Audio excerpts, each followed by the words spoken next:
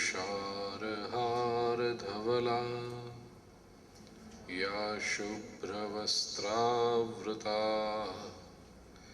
या वीणावरदण्डमण्डितकरा या श्वेतपद्मासना या ब्रह्माच्युतशङ्करप्रभृतिभिर्देवैः सदा वन्दिता सा मां पातु सरस्वती भगवती निःशेषजाड्यापहा। शुक्लां ब्रह्मविचारसारपरमाम् आद्यां जगद्व्यापिनीं वीणापुस्तकधारिणीमभयदां जाड्यान्धकारापहा। हस्ते स्फाटिकमालिकां विदधतीं पद्मासने संस्थितां वन्दे तां परमेश्वरीं भगवतीं बुद्धिप्रदां शारदाम्। वसुदेवसुतं देवं कंसचाणूरमर्दनं देवकी परमानन्दं कृष्णं वन्दे जगद्गुरुं। गुरुर्ब्रह्मा गुरुर्विष्णुः गुरुर्देवो महेश्वरः गुरुः साक्षात् परब्रह्म तस्मै श्रीगुरवे नमः।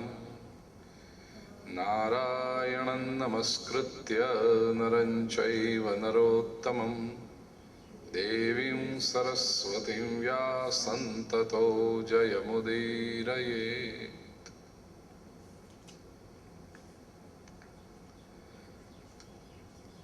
आत्मीय स्वजनों,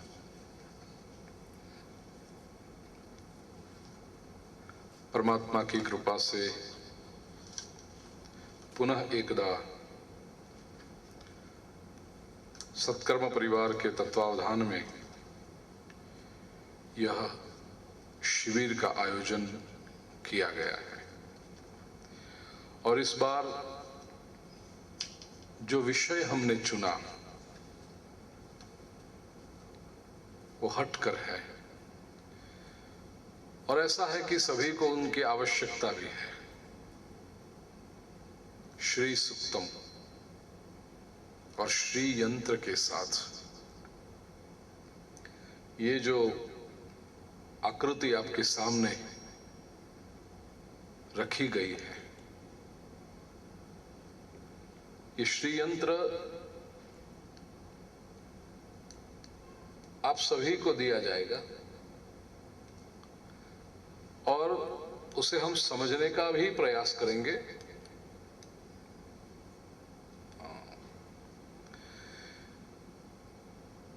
कई बार आपने वर्तमान पत्रों में विज्ञापन के रूप में या तो आर्टिकल के रूप में श्री यंत्र के बारे में पढ़ा होगा, कहीं सुना होगा और कई बार तो लोग इतना आसान कर देते हैं कि ट्रेडमिल खरीदो तो श्री यंत्र फ्री और ये श्री यंत्र को बस केवल आपकी अलमारी में रख दो और जैसे छन छन छन छन शुरू हो जाएगा लक्ष्मी जी का आगमन। ऐसे नहीं होता है। श्री यंत्र परफेक्ट साइंस है, पूरा का पूरा विज्ञान है, लेकिन वो तभी असर करेगा जब हम उसे समझें, सही रूप से उसकी उपासना करें। और यही समझने के लिए हमने इस शिविर का आयोजन किया है। साथ में हम ध्यान भी करेंगे और उससे भी हमारे शरीर को शुद्ध करके मन को शांत करने का प्रयास भी करेंगे। मैं चाहता हूं कि इस इंट्रोडक्टरी सेशन में सबसे पहले हम श्री सुक्तम का उच्चार सीख लें एक बार। आप सभी को पुस्तक दिया गया है हरिस्मरण, केवल मुझे नहीं दिया गया। नहीं, मुझे आवश्यकता केवल इसलिए थी कि पेज नंबर बता सकूं।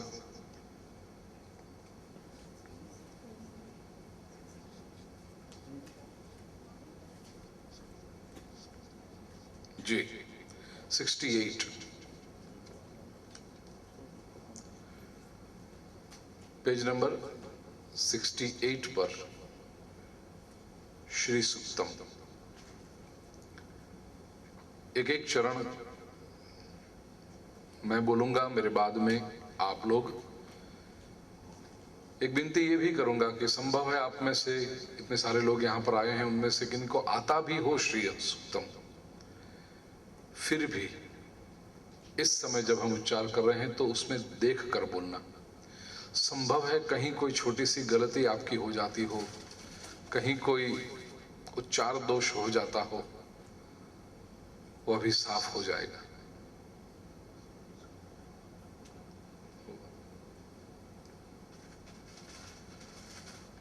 Page number 68 Shri Suktam. हरे ओम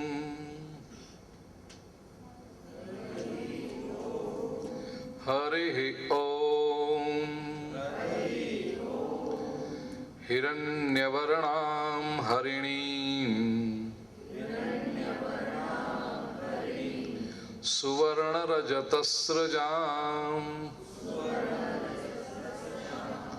चंद्रां हिरण्मयीं लक्ष्मीं चंद्रां हिरण्मयीं लक्ष्मीं जातवेदो महावह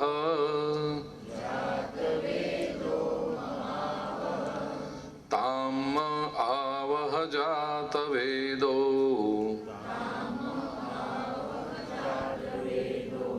लक्ष्मीमनपगामिनीं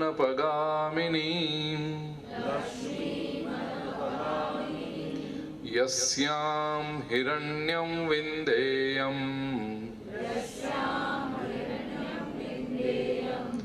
गामश्वं पुरुषानहम् अश्वपूर्वां रथमध्याम्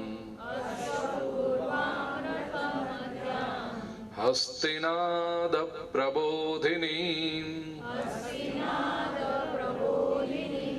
श्रियं देवीमुपह्वये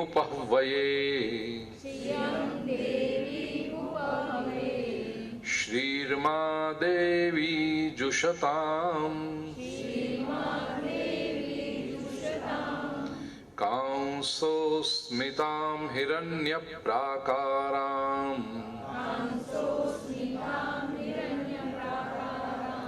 आर्द्रां ज्वलन्तीं तृप्तां तर्पयन्तीं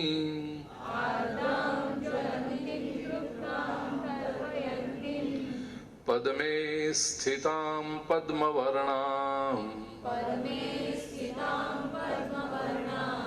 तामिहोपह्वये श्रियम् चंद्रां प्रभासां यशसा ज्वलन्तीं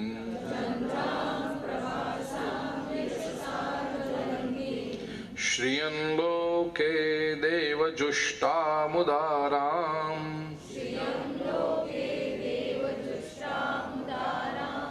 तां पद्मिनीमीं शरणमहं प्रपद्ये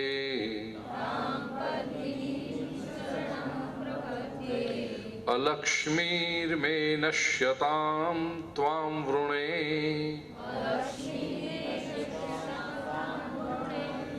आदित्यवर्णे तपसोऽधिजातो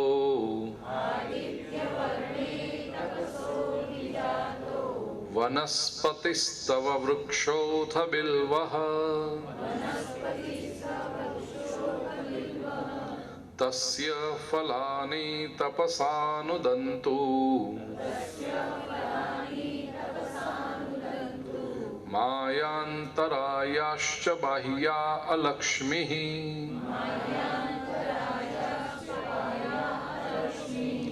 उपैतु मां देवसखः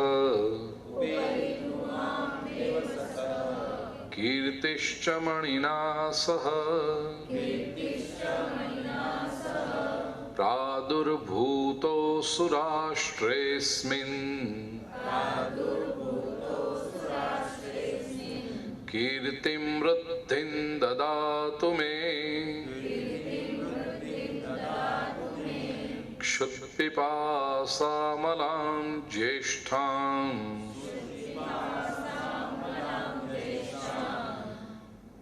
अलक्ष्मीन्नाशयाम्यहम् अभूतिमसमृद्धिं च सर्वानिर्णुद मे गृहात्। अभूतिम समृद्धिं च, इसलिए मैंने कहा था पुस्तक हाथ में रख के कंठस्थ है ऐसा आत्मविश्वास न रखें, क्योंकि अर्थ का अनर्थ हो जाएगा। अभूतिम समृद्धिं च सर्वानिर्णुद मे गृहात्। गन्धद्वारान्दुराधर्षाम् नित्यपुष्टाङ्करीषिणीम्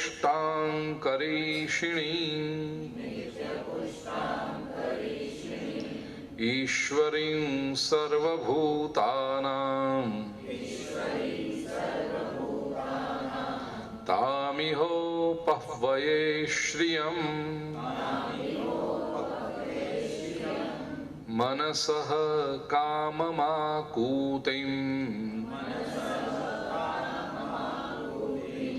वाचः सत्यमशीमहि पशूनां रूपमन्नस्य। यहाँ पर सबसे अधिक गलती लोगों की होती है। पशूनां रूपमन्यस्य लोग बोलते हैं, अन्यस्य नहीं, अन्नस्य। पशूनां रूपमन्नस्य मयि श्रीश्रयतां यशः कर्दमेन प्रजा भूता मयि संभव कर्दम श्रियं वासय मे कुले मातरं पद्ममालिनीं आपस्रजन्तु स्निग्धानि चिकलितव समे गृहे निच देवीं मातरम् श्रियं वासय मे कुले आर्द्रां पुष्करिणीं पुष्टिं पिङ्गलां पद्ममालिनीं चन्द्रां हिरण्मयीं लक्ष्मीं। हिरण्यमयीं नहीं है, हिरण्मयीं। चन्द्रां हिरण्मयीं लक्ष्मीं जातवेदो म आवह आर्द्रां यः करिणीं यष्टिं सुवर्णां हेममालिनीं सूर्यां हिरण्मयीं लक्ष्मीं। फिर से हिरण्यमयीं नहीं, हिरण्मयीं। सूर्यां हिरण्मयीं लक्ष्मीं जातवेदो महावह ताम आवह जातवेदो लक्ष्मीमनपगामिनी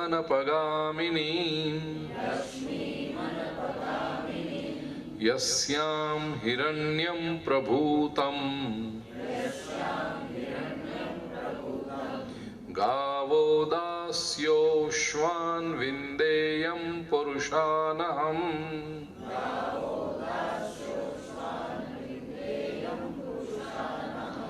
यः शुचिः प्रयतो भूत्वा जुहुयादाज्यमन्वहम् सूक्तं पञ्चदशर्चं च श्रीकामः सततं जपेत् पद्मानने पद्म उरु पद्माक्षी पद्मसंभवे तन्मे भजसि पद्माक्षी येन सौख्यं लभाम्यहम् अश्वदायै गोदायै धनदायै महाधने धनं मे लभतां देवी सर्वकामांश्च देहि मे पद्मानने पद्मविपद्मपत्रे पद्मप्रिये पद्मदलायताक्षी विश्वप्रिये विष्णुमनोनुकूले त्वत्पादपद्मं मयि सन्निधस्त्व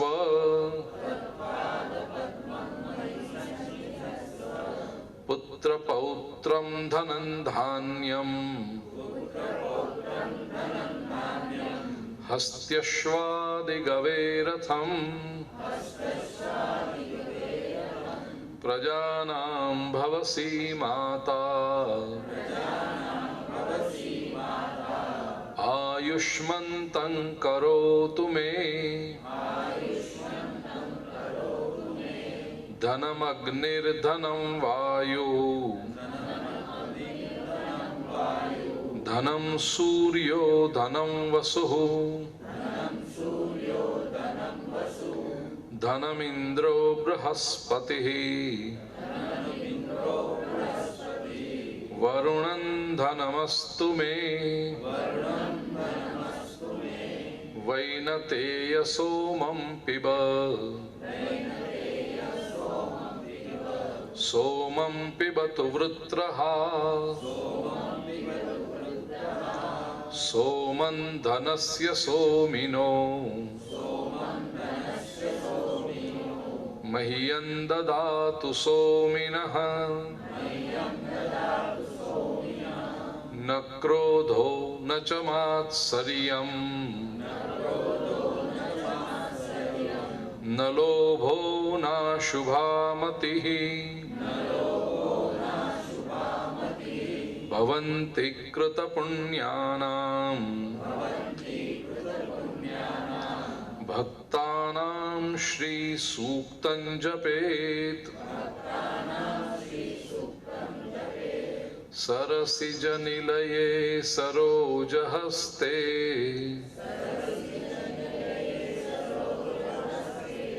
धवलतरां शुकगन्धमाल्यशोभे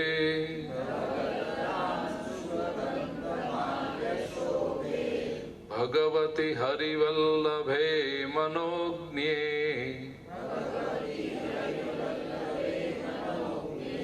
त्रिभुवनभूत त्रिभुवनभूतिकरी प्रसीद मह्यम्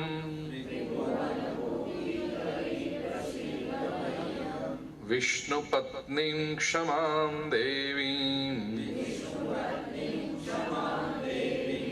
माधवीं माधवप्रियां लक्ष्मीं प्रियसखीं देवीं नमाम्यच्युतवल्लभाम् महालक्ष्मी च विद्महे विष्णुपत्नी च धीमहि तन्नो लक्ष्मीः प्रचोदयात्। श्रीर्वर्चस्वमायुष्यमारोगमाविधात्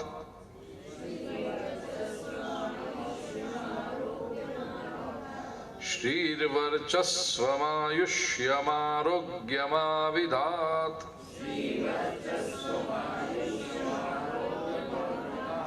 क्षोभमानं महीयते धान्यं धनं पशुं बहुपुत्रलाभम् शतसंवत्सरं दीर्घमायुः। हरिः ओम। बड़ा प्यारा सूक्त है। श्री शब्द का अर्थ भी हम समझेंगे, लेकिन इतना समझ लें इसमें आने वाले जो दिनों में हम इस पर चिंतन मनन करेंगे, तीन बातें आएगी जो भारतीय अध्यात्म विश्व की नींव है। तंत्र, मंत्र और यंत्र। तंत्र शब्द पिछले 200-300 वर्षों में इतना अपमानित हो गया, इतना अधपतित हो गया कि तंत्र शब्द बोलो तो लोग कहते हैं तांत्रिक है, वो तो कोई काला जादू करने वाला है, काले कपड़े पहनने वाला है। आवश्यक नहीं है। तंत्र शब्द का अर्थ होता है टेक्निक। इसका गलत इस्तेमाल करने वाले लोग आए, गलत हेतु के लिए करने वाले लोग आए, लेकिन इसका अर्थ यह नहीं होता कि वो शास्त्र गलत है। तंत्र का अर्थ है टेक्निक, सिस्टम। जो वस्तु जिस तरह से होनी चाहिए वो वस्तु उस तरह से यदि की जाए तो उसका परिणाम आता है। जैसे तंत्र विज्ञान, टेक्नोलॉजी। टेक्नोलॉजी बोलोगे तो लोग खुश हो जाते हैं, लेकिन तंत्र विज्ञान बोलोगे तो लोग कहेंगे कुछ अलग होगा। तंत्र और कुछ नहीं है, टेक्नोलॉजी है। मंत्र, उच्चार जो करते हैं शब्दों का सही परिपाटी में। इसलिए मैंने आग्रह रखा है कि और सुन के जब मैं लोगों को बोलते हैं अरे श्री सूक्तम तो कंठस्थ है, 16 ही तो मंत्र है और क्या है, और 11 मंत्र फलश्रुति के हैं, कंठस्थ है, और हर एक मंत्र में एक एक गलती आती है। इसलिए आग्रह रखता हूं कि हमारे शिविर के दौरान यदि आपको कंठस्थ भी हो, पुस्तक हाथ में रखना और ध्यान से सुनना। जब एक एक मंत्र का अर्थ करेंगे तब आपको पता चलेगा कि छोटी सी गलती भी अर्थ का अनर्थ कर देती है। अकारांत हो और न बोलो, शुरुआत अकार से हो न बोलो, और न हो और बोल दो, अर्थ बिल्कुल विपरीत हो जाता है संस्कृत व्याकरण में। मंत्र, मंत्र शब्द की व्याख्या है मननात् त्रायते इति मंत्र। मनन करने से रक्षा हो उसे कहते हैं मंत्र। जिसका निरंतर आप मनन करते रहो तो आपकी रक्षा होगी, आपको संभालेगा। तंत्र, मंत्र और यंत्र। यंत्र का सीधा साधा अर्थ है मशीन। मशीन क्या करता है? साइंटिफिकली देखो तो मशीन इसलिए है कि मनुष्य की अपनी मेहनत कम हो जाए, कम पुरुषार्थ में अधिक लाभ पा सको, उसे कहते हैं यंत्र। अब दूर दूर से आए, कोई बंबई से आए, कोई अहमदाबाद से आए, कोई दिल्ली से आए, कोई कहां से आए, कोई कहीं से आए। चलकर आते तो कितने दिन लगते, लेकिन गाड़ी में बैठकर आए, मोटर में बैठकर आए, प्लेन में आए, ट्रेन में आए, यंत्र का इस्तेमाल किया तो आपकी जर्नी सरल हो गई। कम मेहनत में आपने अधिक फल पा लिया। हम जो यंत्र करते हैं इसीलिए तो, ये आपके सामने जो है वो यंत्र है, श्री यंत्र। पुरुषार्थ तो हम सब करते हैं संपत्ति पाने के लिए, लेकिन कहीं ना कहीं हमें लगता है कि हमारा पुरुषार्थ कम पड़ रहा है। प्रत्येक व्यक्ति, मैं जितनी मेहनत कर रहा हूं उसके प्रमाण में मुझे प्राप्ति नहीं हो रही। बात आगे आएगी, बताऊंगा मैं। श्री का अर्थ केवल रुपया नहीं है, केवल हम बैंक बैलेंस समझते हैं, या केवल डॉलर, केवल पाउंड, केवल यूरो, वो नहीं है। संपत्ति कई प्रकार की है। तो सारी जो भी हम जीवन में पाना चाहते हैं, आगे चलकर कहें तो शांति, समृद्धि, कीर्ति, प्रतिष्ठा, मन की इच्छाओं का पूर्ण होना, इसे कहते हैं श्री। जो भी सात्विक इच्छा है आपकी, जो भी अच्छी इच्छा है, वो पूर्ण हो जाए, जीवन में प्रसन्नता आ जाए, आपके चेहरे पर हमेशा हंसी रहे। बस परिस्थिति चाहे कुछ भी हो, क्या फर्क पड़ता है, हमारी प्रसन्नता बरकरार रहे, इसे ही श्री कहते हैं। और वह देने की शक्ति ये श्री यंत्र में, उसकी उपासना में और श्री सुक्तम मंत्र में है। कैसे होगा, तो कुछ नियम भी होता है। जैसे वैद्य औषधि दे कोई बीमारी को दूर करने के लिए। हमारी बीमारी कौन सी है? अलक्ष्मी, ये हमारी बीमारी है। ये शब्द सारे आएंगे श्री सूक्त में, बताऊंगा। लक्ष्मी संपत्ति, अलक्ष्मी तो अकार हुआ तो नेगेटिव हो गया। दरिद्रता ये हमारी बीमारी है। और फिर से कहूंगा, दरिद्रता का अर्थ केवल ये न समझना कि जो रास्ते पर भीख मांग रहे हैं। कई प्रकार की दरिद्रता है, श्री सूक्तम में आएगा। मन की अशांति ये सबसे बड़ी दरिद्रता है। बड़े से बड़े मकान में, बड़ी से बड़ी अच्छे से अच्छे फर्नीचर के बीच में, सुख सुविधाओं के साधन के बीच में व्यक्ति बैठा हो और उसका मन अशांत हो, तो भला इससे बड़ा गरीब, इससे बड़ा दरिद्र और क्या होगा। बेहतर है वो रास्ते पर का दरिद्र जिसको आस तो है कि आज पैसा नहीं है कल मिल जाएगा, आज भूखा हूं कल भोजन मिल जाएगा, आज रास्ते पर सोता हूं कल सर के ऊपर छप्पड़ मिल जाएगा, घर मिल जाएगा, कोई आस तो है उसको। लेकिन 15,000 स्क्वायर फीट के मकान के अंदर बैठकर यदि कोई व्यक्ति अशांत है तो उसके लिए कोई आस भी नहीं, फिर वो तो बड़ा दरिद्र है। कई प्रकार की अलक्ष्मी होती है। अलक्ष्मी दूर हो, लक्ष्मी प्राप्त हो, इसलिए श्री सुक्तम की उपासना, इसलिए श्री यंत्र की आराधना। लेकिन जैसे मैंने कहा, वैद्य औषधि देता है, उसके पहले और उसके साथ कुछ नियम देता है कि ये नियमों का पालन करोगे तो औषधि का असर होगा। ये नियम फलश्रुति में बताए हैं। देखिए 70वें पन्ने पर 7वां मंत्र, न क्रोधो न च मात्सर्यं न लोभो न शुभा मतिः भवन्ति कृतपुण्यानां भक्तानां श्री सूक्तं जपेत्।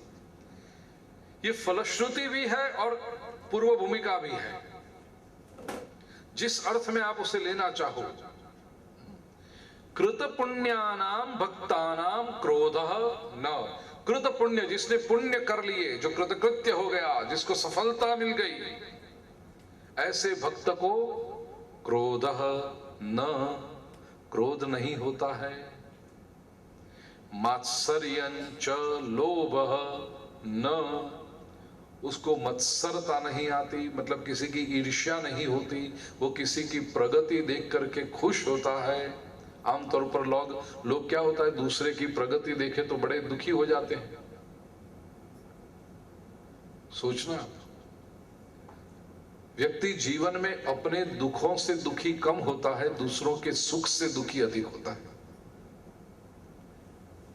क्योंकि अपने दुख की तो आदत हो गई है ना, स्वीकार किया हुआ है कि है ये दुख,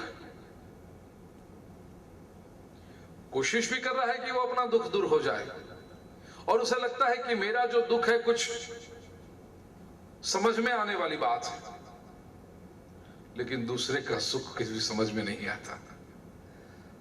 अपना दुख कम दुखी करता है, दूसरों का सुख अधिक दुखी करता है। न च मात्सर्यम, मत्सरता न हो। मत्सर शब्द की व्याख्या भी शास्त्रकारों ने बड़ी सुंदर की, मत अग्रे सरती यदि मत्सर, मुझसे आगे जा रहे हो, सहन नहीं होगा मुझसे,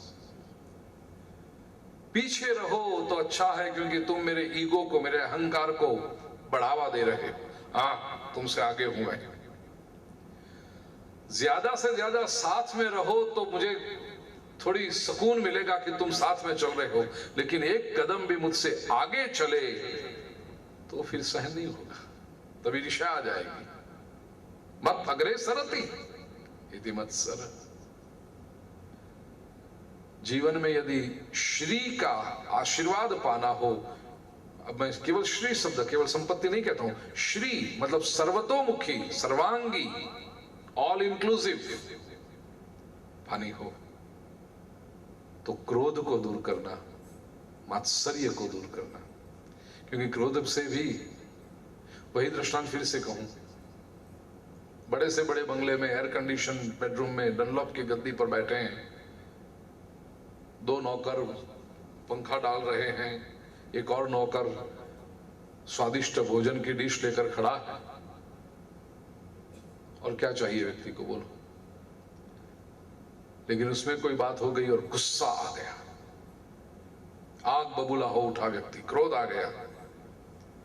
अब वो मकान का, एयर कंडीशन का, डनलॉप के गद्दे का, स्वादिष्ट भोजन का, 3 नौकर का सुख रहा, दरिद्रता ही है या और कुछ।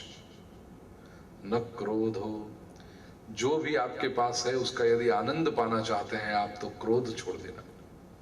न च मात्सर्यम, क्रोध भी एक आग है, मत्सरता ईर्ष्या भी भीतर की आग है।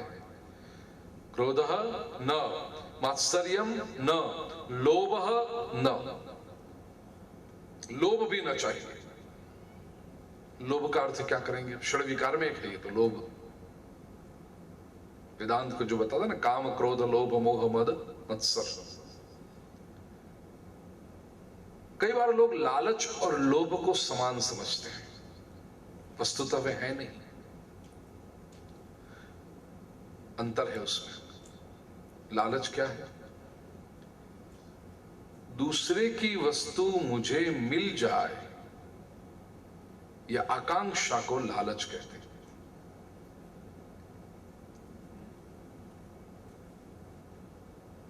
आलोक भाई के पास जैसी घड़ी है वो मुझे मिलनी चाहिए, ये जो शुरू हुई गड़बड़ दिमाग के अंदर, इसको कहते हैं लालच। और लोभ, मेरी घड़ी मेरे पास रहनी चाहिए, वो किसी के पास न जाए, इसे कहते हैं लोभ। ये फर्क है। जो मुझे मिला हुआ है, जो मुझे प्राप्त हुआ है, वो किसी के साथ ना मैं बांटूंगा, मैं शेयर नहीं करूंगा किसी के साथ, वो मुझसे, मेरे से दूर जाना ही नहीं चाहिए।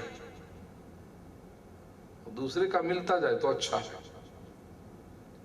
हमारे गुजराती में एक बड़ा सुंदर रमेश भाई આપણે કહેવત છે ને, મારું મારા અને તારામાં મારો।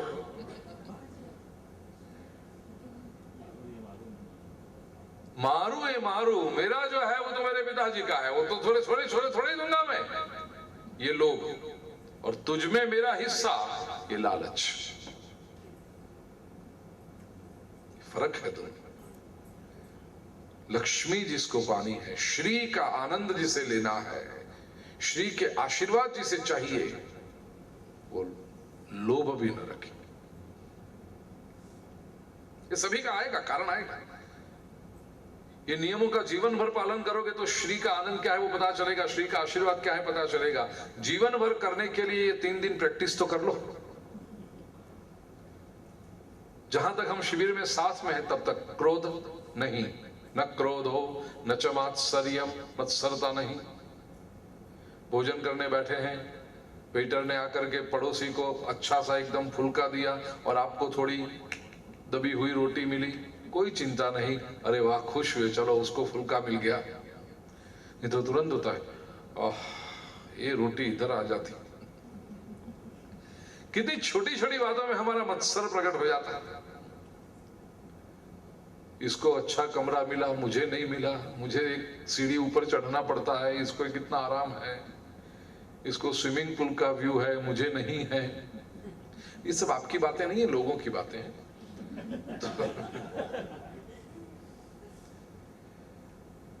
कभी कभी तो हमें पता भी नहीं चलता कि मत्सर कैसे आ जाता है। बोलेंगे नहीं आप, सब कोई ऐसा नहीं है कि सब लोग जाके बोलते हैं और झगड़ा करते नहीं, हमें ऐसा नहीं। ये विचार भी आ जाए एक बार कि दूसरा मुझसे कुछ अच्छा पा रहा है, उसको कुछ अच्छा मिल रहा है, खत्म। वो ईर्ष्या का कीड़ा अंदर जन्म ले चुका।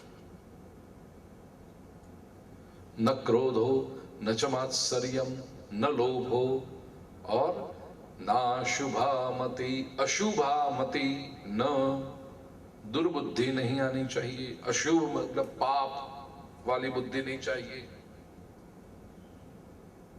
मुझे अच्छा ही करना है, मुझे अच्छा ही सोचना है। और उसे श्री सुक्तम जपेत भक्तानाम कृतपुण्यानाम भक्तानाम, यह सब होता है। श्री सुक्तम का जप करने से यह सब भवंती, ये सब हो जाता है। क्रोधः न भवन्ति, मात्सर्यम न भवन्ति, लोभः न भवन्ति। और दूसरे अर्थ में कहोगे तो ये विकारों से मुक्त रह पाओगे तो ही श्री की कृपा होगी। ये नियम है। श्री पाने के लिए यह नियम है, और श्री आ जाने के बाद उसका आनंद प्राप्त करने के लिए भी ये नियम है। कुछ नियम ऐसे होते हैं कि आपको लगेगा चलो संपत्ति आ गई, अब क्या, अब तो चाहे जिसने ऊपर क्रोध करते जाएं, नहीं तो आने के बाद भी उसका मजा नहीं ले पाओगे आप।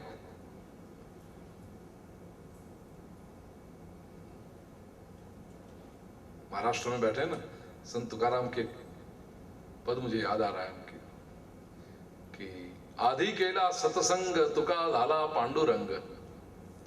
सत्संग किया तो तुका झाला पांडुरंग। इतनी भक्ति सिद्ध होती गई, तुकाराम भक्त भगवान के समान बन गया। पांडुरंग की भक्ति की, पांडुरंग जो है स्वरूप है भगवान का, विष्णु का ही स्वरूप, तो भक्त भगवान बन गया। अब तो हो गया ना, फिर अब भक्ति छोड़ दो, अब सत्संग छोड़ दो। तो हम कहते हैं वो छूटता नहीं है, उसकी जो सवई डाली ते सूटे ना।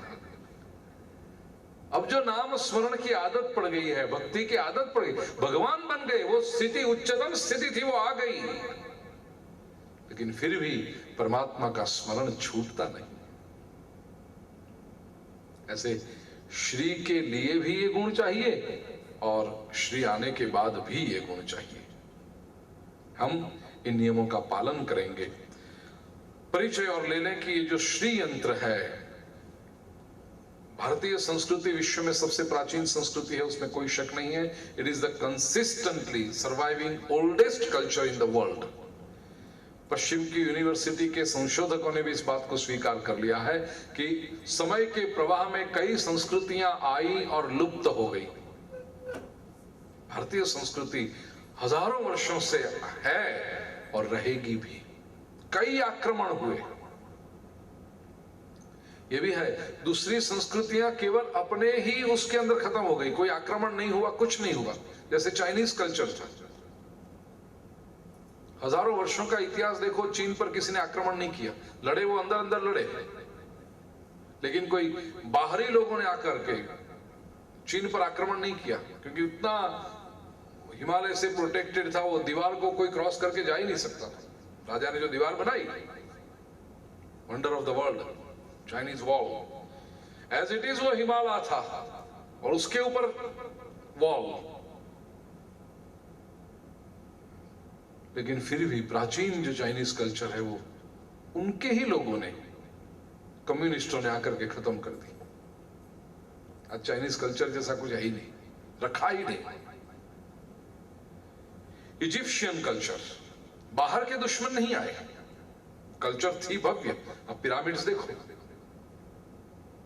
5000 वर्ष पहले ऐसी रचनाएं, क्या आर्किटेक्चर होगा, कैसा होगा? आज कुछ नहीं। मेरे कहने का आशय,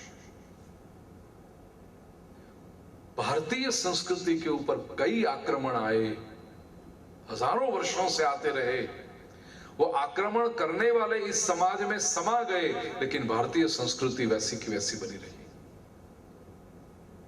उसके जो कारणभूत अंग हैं, उसमें एक श्री की उपासना है, शक्ति की उपासना है।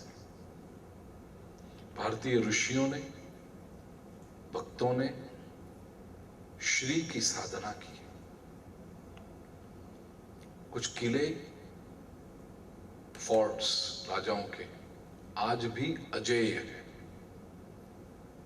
दुनिया भर के शासक और आक्रमणकारी आए, वो किलों को तोड़ नहीं पाए।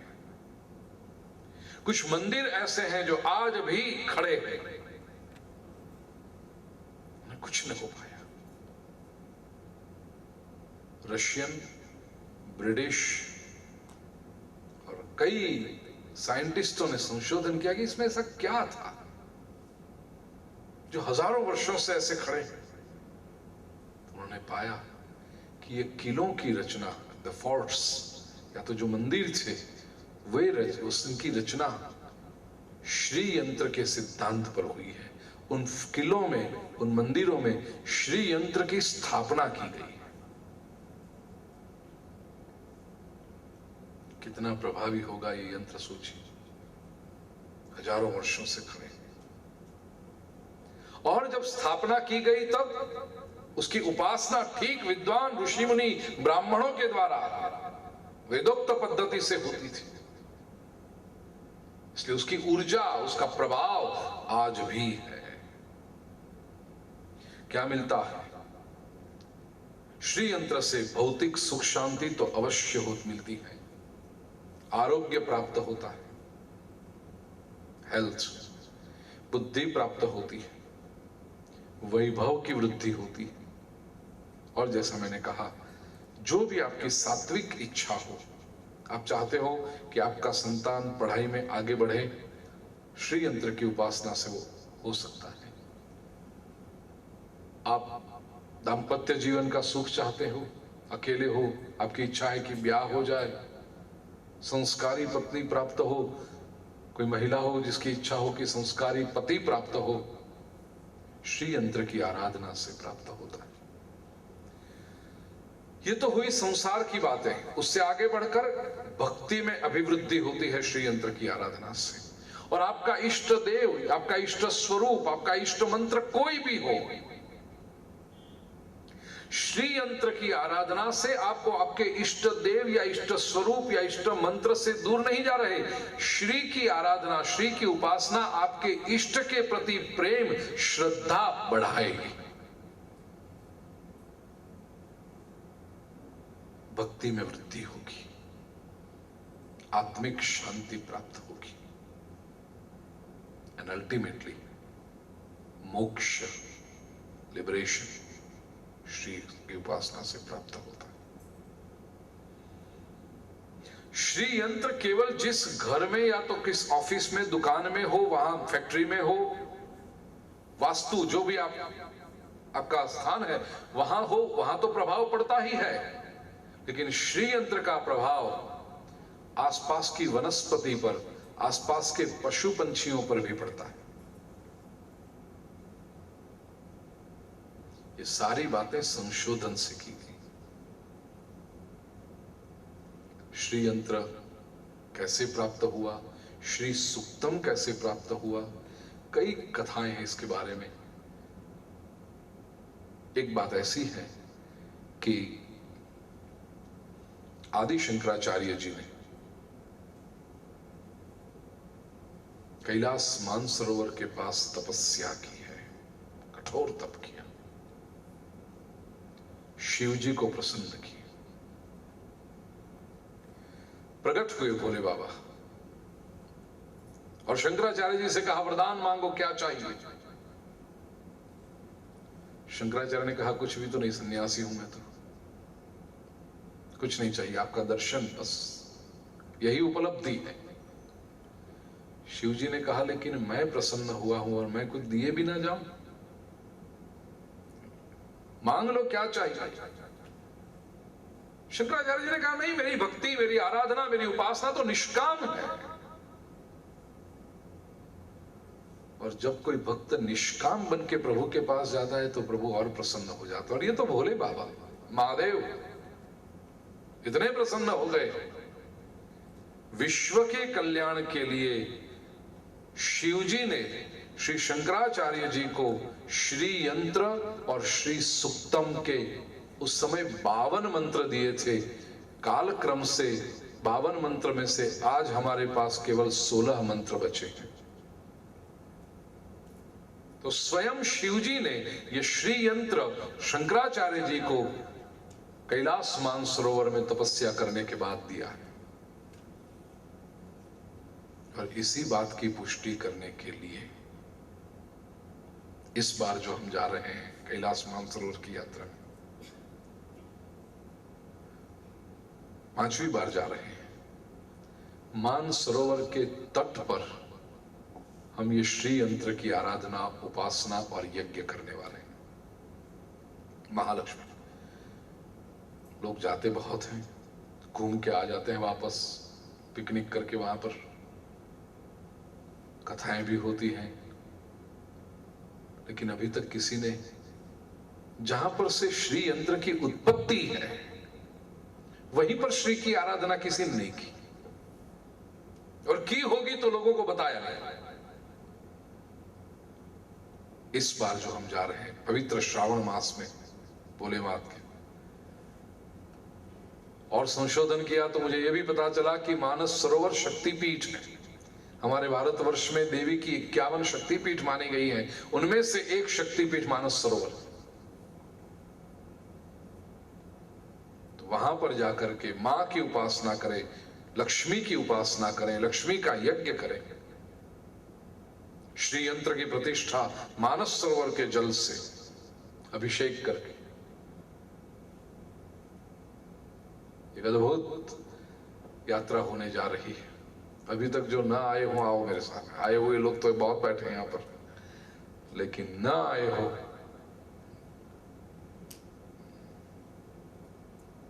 पृथ्वी पर का स्वर्ग कैसा है वो देखो तो सही।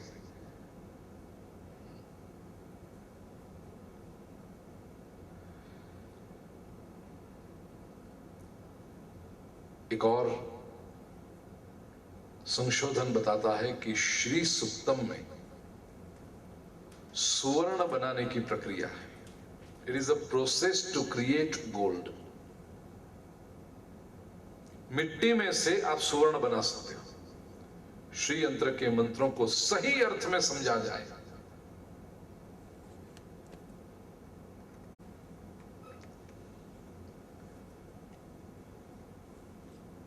सुवर्ण बनाने की प्रक्रिया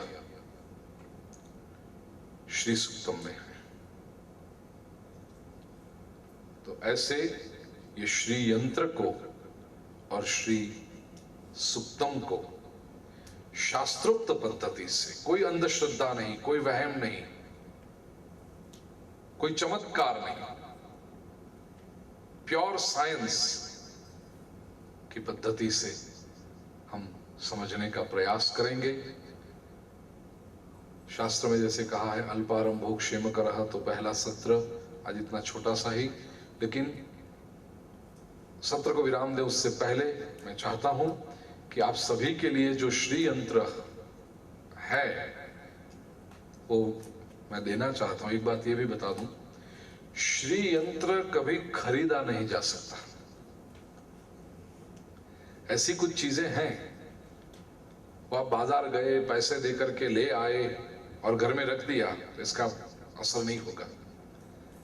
वो दिया जाना चाहिए, प्रसादी के रूप में दिया जाना चाहिए।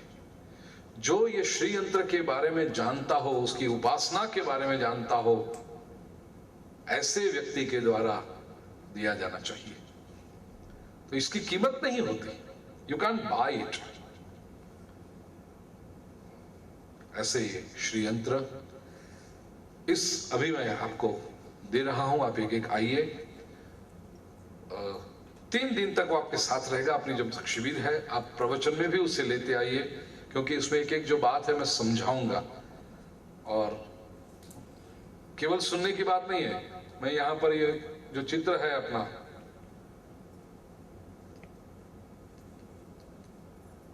उसमें मैं बताते जाऊंगा कि क्या क्या है। आप अपना जो यंत्र है वो देखते जाओगे, ताकि समझोगे ये क्या आ रहा है आपके पास, किसकी आराधना कर रहे हो आप, तो परिणाम मिलेगा। और कैसे आराधना करनी वो भी बताएंगे। श्री यंत्र जो आपको दिया जा रहा है, आइडियली ऐसा होगा कि प्रति परिवार आप एक लें। परिवार में पति पत्नी दोनों आए हैं तो भी आप, मैं ऐसा इच्छा रखूंगा कि आप एक लें, तो उसकी आराधना ठीक से होगी। और कोई अकेला आया है तो ले ही सकते हैं एक, लेकिन आपकी इच्छा हो कि गुरुजी पति पत्नी हम 2 आए हैं तो हमें 2 दीजिए ना, एक घर के लिए, एक ऑफिस के लिए, कोई फैक्ट्री के लिए। तो मैंने तो कहा मैं तो देने बैठा हूं, तो अवश्य लीजिए, लेकिन इतना ध्यान रखिए एक ही जगह पे 2 श्री यंत्र मत रखना। इसलिए मैं खास आपसे आग्रह करता हूं, घर में रखो तो घर के मंदिर के अंदर 2 श्री यंत्र मत रखना, एक ही रखना। दूसरी बात, संभव है आप में से किसी के पास प्राचीन किसी ने दिया हुआ श्री यंत्र ऑलरेडी हो, प्रतिष्ठा किया हुआ, और आपको उसका शुभ परिणाम मिल रहा हो, तो उसको डिस्टर्ब मत करना। मैं ये नहीं कहूंगा कि जो मैं यहां से दे रहा हूं वही अच्छा है, बाकी नहीं।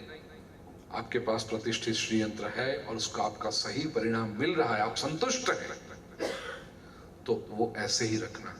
ये श्री यंत्र जो आप ले रहे हो, कोई और जगह आपकी कोई ऑफिस, कोई ब्रांच, कोई और स्थान हो, कोई नजदीक का रिश्तेदार हो, उसे भेंट के रूप में देना।